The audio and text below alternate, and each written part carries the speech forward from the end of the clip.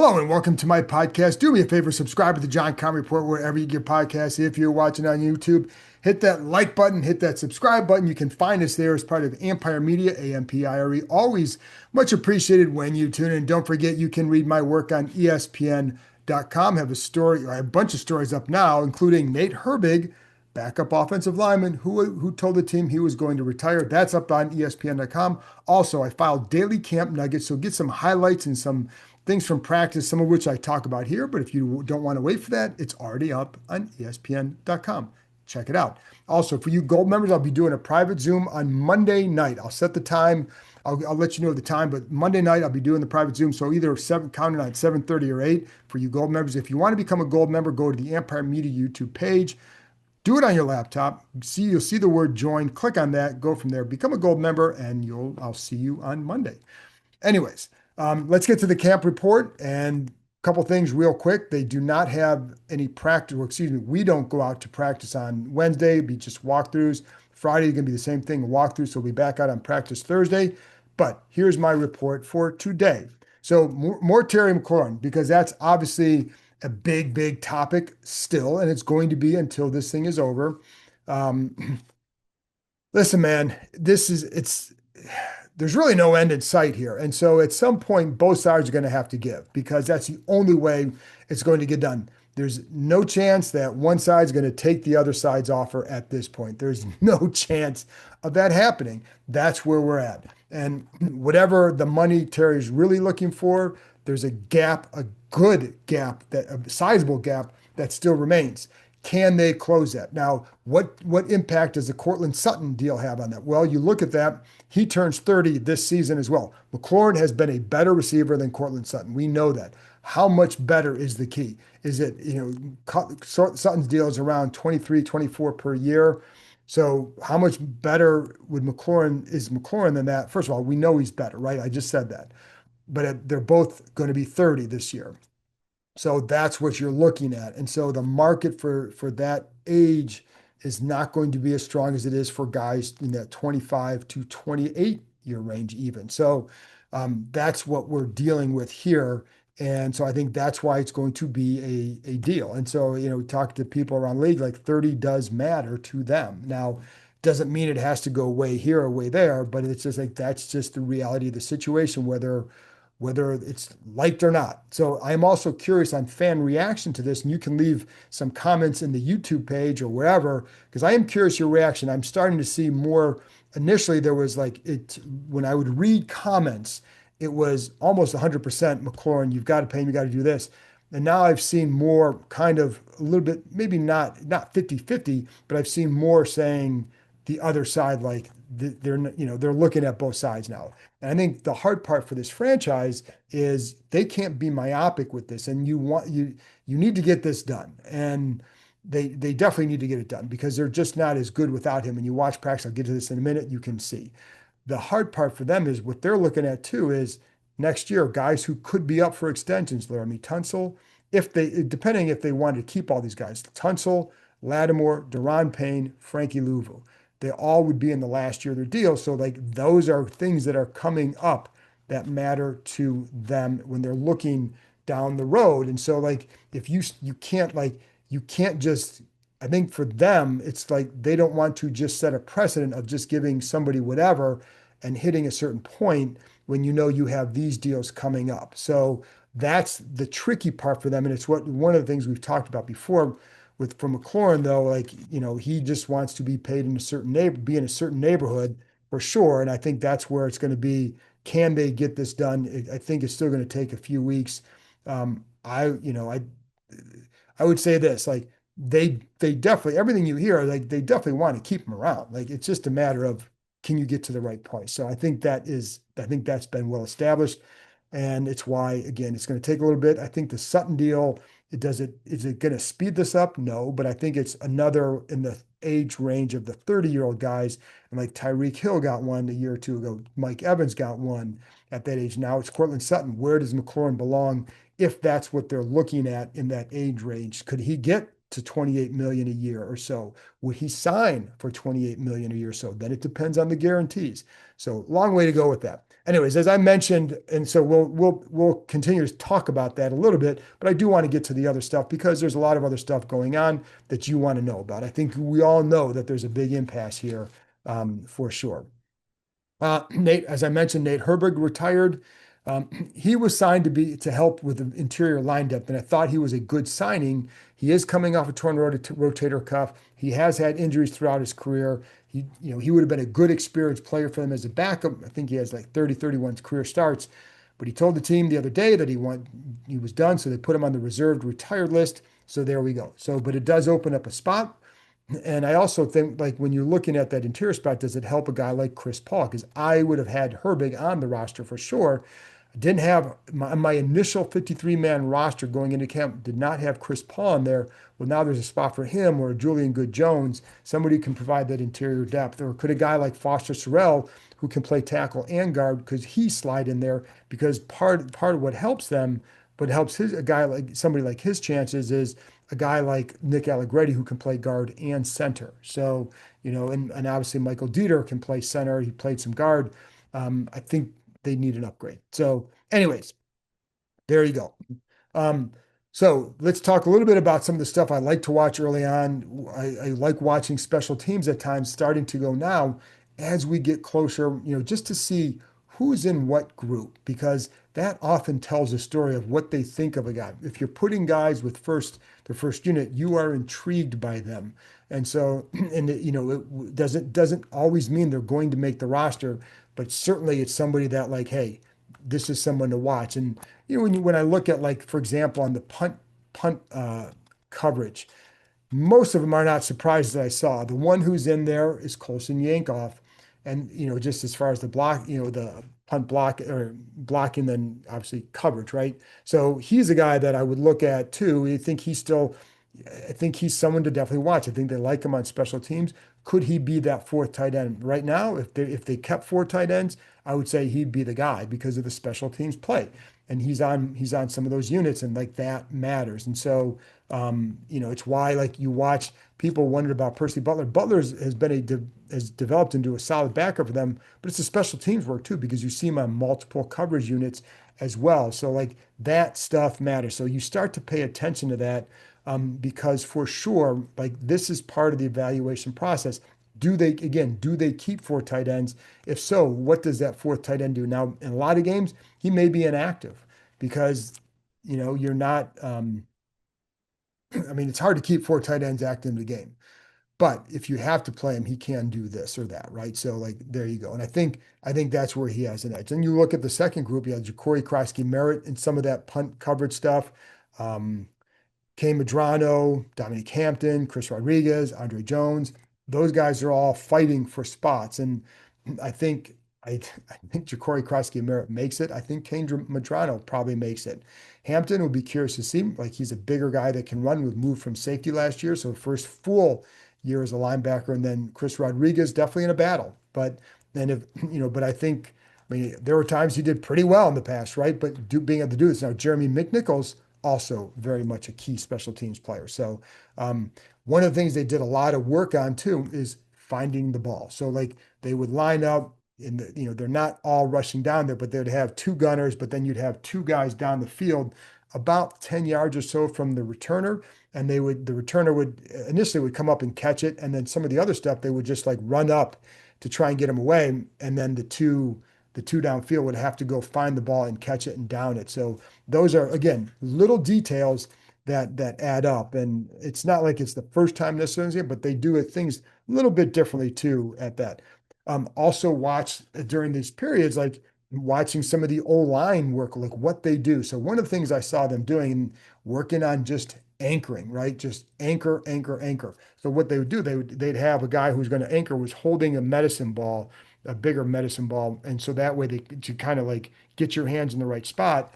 And then the defensive guy or another lineman would kind of drive back. And then just after a couple steps, you've got to put your anchor down. But having the medicine ball, it teaches you to where to hold your hands, keep those hands up to allow you to anchor. So again, they did that for several minutes, but each guy's getting a number of reps. But that's something, I think is interesting. So there you go. I'm going to stick with the defense because the defense once again got the better of the offense. And so if you like defensive play, you would like this training camp. If you want to see better offense, well, it hasn't been there yet. And you see it in flashes, you'll see it in spurts. Yesterday, saw it in a couple of drills. Today, it was a difficult day again. But one of the things I think that's really good is with what when you talk to like defensive players, they have the secondary is going to allow them to do different things this year for sure. And one of the things I was talking to one of the secondary members and just like they have corners who can cover the fade route, who can cover the deep post. And you have the safeties in the deep middle of the field can take away that deep post. They feel like they can, like if it's a man covered situation, they feel really good about what their corners can do on the outside.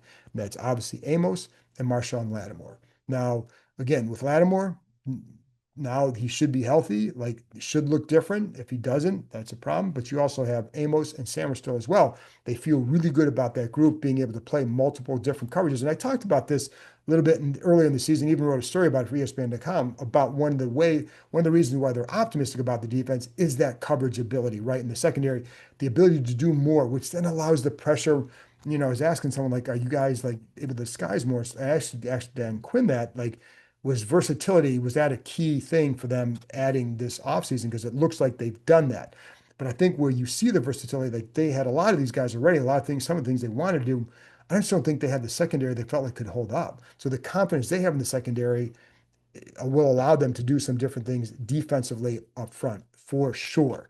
And like we've already seen a lot of different looks and different groupings of players, which is smart because this is when you want to see who can do what. And you can see some big groupings with like a Dietrich Wise and Deron Payne and Javon Kinlaw and Dorrance Armstrong. Like you saw that grouping today too, where it's like that's a bigger group, but they can defend the run, and each one of those guys can get after the passer a little bit enough to be a threat.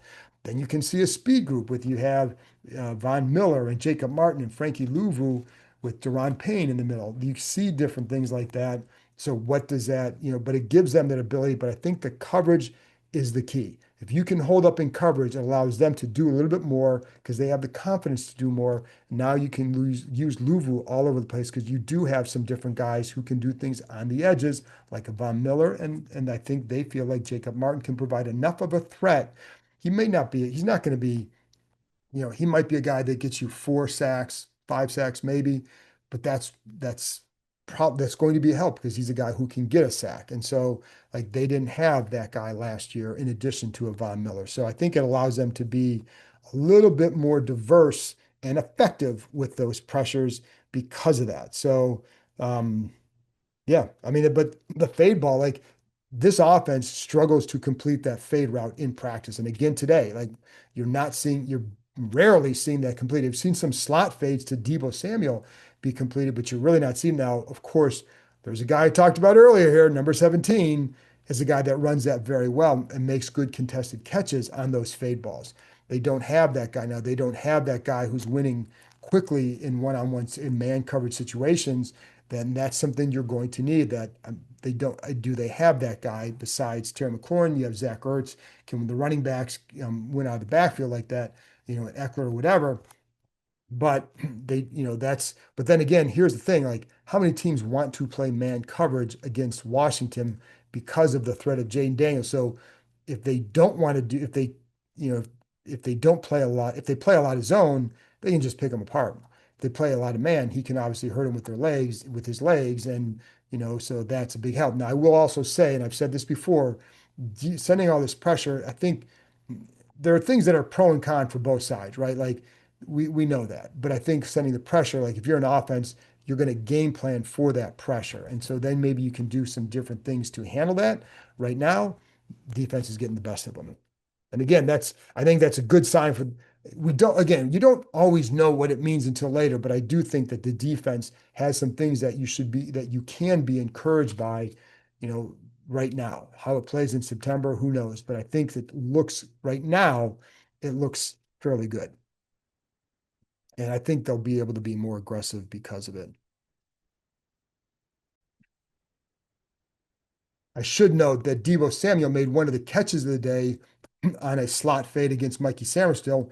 However, as others pointed out, I think Jaden Daniels may have been sacked, quote unquote, sacked on the play because the pressure was there. But it was a good catch by Samuel, just against slot. They gets by him, but and not by a lot, but enough where you make this lunging catch. And it was good because Chris Moore dropped a similar one a couple plays earlier. So that was a good play by Demo. But you're just not seeing a lot of separation a lot of times, and that I think that speaks to communication in the secondary, but also the man coverage. It's not always man coverage, there's a lot of zone, but I think it speaks to a lot of things like that. And it's why it's good to be in a second system and then building on that. And I think that's what we're seeing.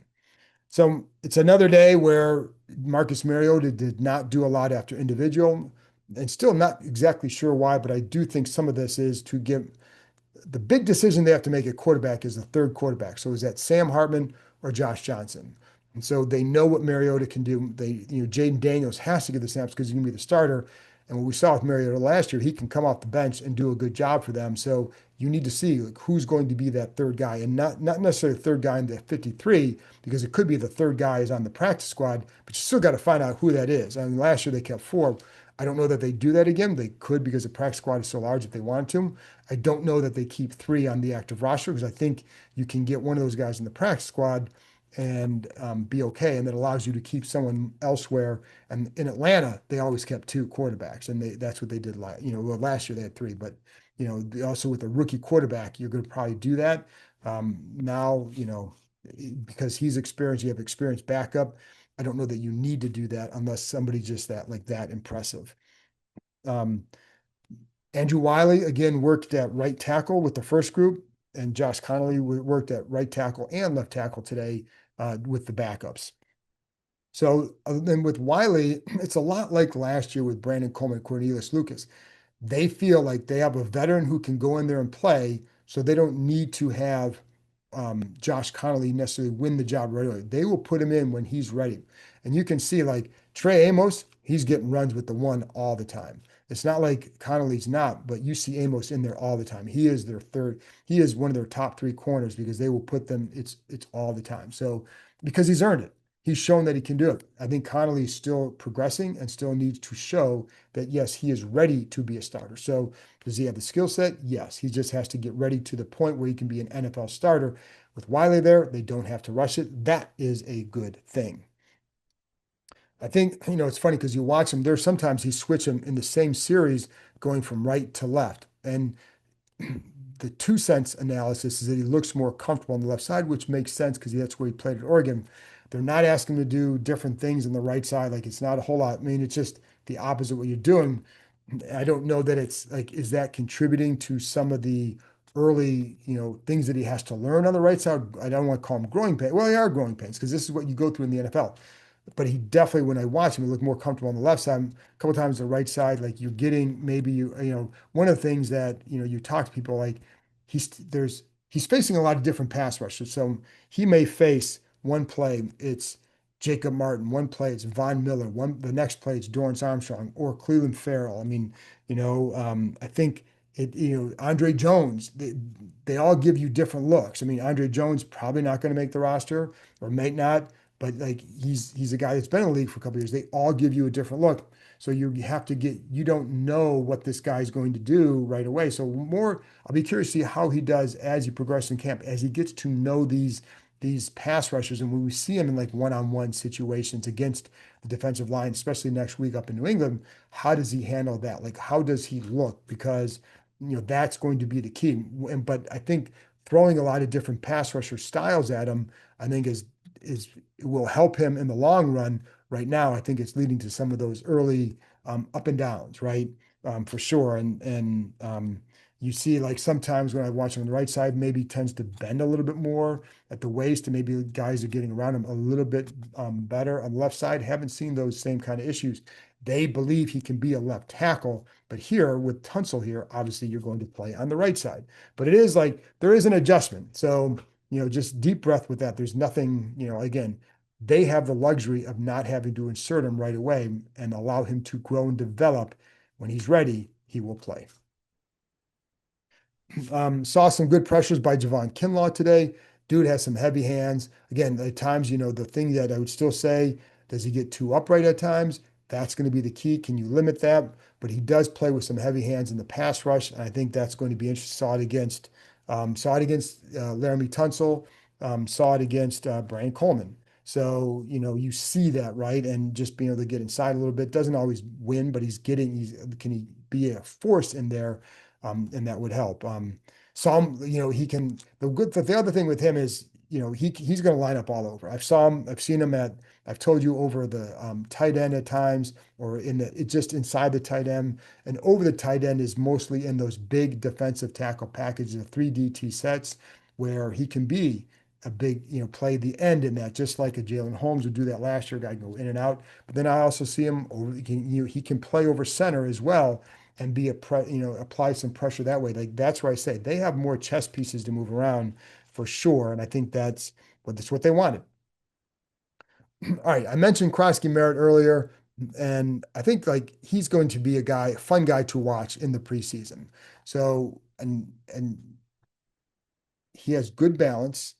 It's hard to really gauge from no pad or no real. I mean, they didn't have pads on today, so with what they've shown, it's really hard to get a great feel for him, but you can get a feel for him. And I remember going back to when Alfred Morris was here, 6th round pick, and it's like, okay, what do you take from what you're seeing? It's like, well, this is what I see. I saw the forward lean, I saw the patience and the vision, and you see signs in Croskey-Merritt that okay, I think he can play in this league and contribute, right? And possibly be a good player. So, but you do see it.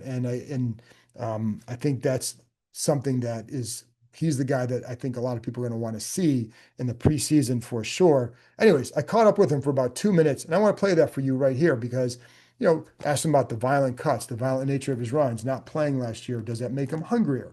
Here's what he had to say. For you out here, what do you feel you've been able to show? I know we're long way to go here, but what do you feel you've been able to show? Yeah, that I have great vision, great burst, and can be clean on my details. I feel like that's the biggest thing. With that, like what do you feel like you can get better with that can even help you more with that? Just I know the playbook very well, but just knowing it off the back of my head. I mean, it's a new system that I'm learning, so I just want to be able to play 100 miles per hour. Like the physical part is going to be there, but it's more of a mental thing, and I just want to make sure I'm 100% ready. Dan said you have violent cuts. What does that mean to you? I think it means I'm just explosive. I think it stands out to him, and that's something I want to keep bringing to this team. It also looked like when you were in college that you ran with violence too. Is that how you would classify it? Yeah, that's just my style of running, and I don't think it'll change no time soon. Last thing, that you weren't able to play last year except for the one game. What did that do to you? Like how did that impact you not being able to play? Does it make you hungry or does it make you more determined? What does that do? It definitely made me more hungry. I love the game, and it got took away from me my senior year. So I mean, every chance I get out to step on the field, I mean, I got to treat it like it's my last. So just coming out here and enjoying it. Where do you think you would have gone had you been able to show more? I'm not sure. It's God's plan. It's God's plan. So you feel pretty good where you're at? I feel pretty good. I always started from the bottom, and I just got to work my way up to the top now. So I mean, it's nothing new to me. So cool. Thanks, man. Appreciate it. There you go. So that's Croskey-Merritt, and again, a guy to watch for sure in the preseason. Colson Yankoff, again, another guy that I would say he made a nice catch today. Also saw him have a good block on one against. Oh man, now I forget who it was against, but it was a good job. So there you go. I think it may have been against. I don't want to say who it was. I thought it was because I do remember him getting a good block, and so just suffice to say, it's in my notes somewhere, and I can't see him, but it was a good block. But he also had a good catch over the middle for sure. Also saw Marshawn Lattimore defend a fade ball to Noah Brown. And actually, it was good coverage just down the side, good coverage. Next play, screen Noah Brown, Lattimore's up. He's really good at diagnosing those screens for sure. Saw him covered a slant against Jalen Lane, was right there. So he seems to be moving pretty well, which is a good sign for this defense. He hasn't been perfect, but he seemed to be moving well. I also think Dietrich Wise, I think one of the things that just jumps out, I mentioned this about Kinlaw, Wise is a strong dude. And I saw him one of the matches I'd like to watch was him against Laramie Tunsil. And he got into his pads one time and just was able to kind of get inside, not certainly not throw him, but he was able to get inside because of it. Well, then, but I will say, like Tunsil, a couple plays later, just um, very patient, forced him to go wide, just kind of rode him out. So, that'll be a fun match to watch because Wise can rush a little bit. He's like in that 5 to 6 sack range. So he can do it enough to be a threat, but I think it's that ability to play strong was really what they're going to need from him. Carlin Vigors, I like the way he defends that fade route. I think that's something that's jumped out to me. An undrafted guy. We talk about Jacory Brooks, and I'd say the same thing for Vigors. It's going to be hard for him to make that roster. I think Kayvon Seymour, again, if they're going to keep a six corner, I could see him being it. Bobby Price out there, all those guys. Some of those guys play special teams, but I think Vigors is a guy, again, practice squad, but he defends that fade ball well. But he also seems to match up against like guys like KJ Osborne and Michael Gallup, guys who would be at the back end of the receiver rotation, too. So how does, and he seems to have handled that fairly well. So broke up another one to Osborne today. Also got called for a holding on a D, or it may have been a PI, but he got called for a penalty regardless. Um, anyway, I mentioned the slot fade. Already talked about that. Would have been a sack. And the other one was Keim Medrano. Had haven't talked a lot about him, and it's really hard for the linebackers to sometimes see what they're doing or get a great feel for them. Did have a nice job in coverage on an a ball outside to, it was zone, but he covered to McCaffrey, and then like a play or two later, right over the middle, right in the right spot, picks it off. Boom, there you go. So he's a guy, like, it's funny because with Medrano, it's going to be hard with those linebackers because they have, you have the two stars, Wagner and Luvu, then obviously Jordan McGee. Nick Bellore is part of that group, but he's really a special teams guy. But he's got to count somewhere on there. So he's a linebacker. So when you look at the final 53, and then you also have, I said Jordan McGee, I think that's four. Then you look at like Dominique Hampton, Keim Medrano, like where do those guys, how many are they going to keep? But and both of them can run. And so Hampton moved up there last year from safety. So they have guys who can run, which is what you need, and it's hard to get rid of big guys who can run. So, anyways, that'll be an interesting one to watch for sure. Folks, that's it for me. I'll be back on Thursday with another episode. The Commanders are, well, there's no open practice tomorrow, just like walkthroughs, but so we're not allowed to go out there. So I will not have an update tomorrow. I will be back on Thursday with another one. And then don't forget the stadium vote on Friday by the DC Council. There are 2 votes.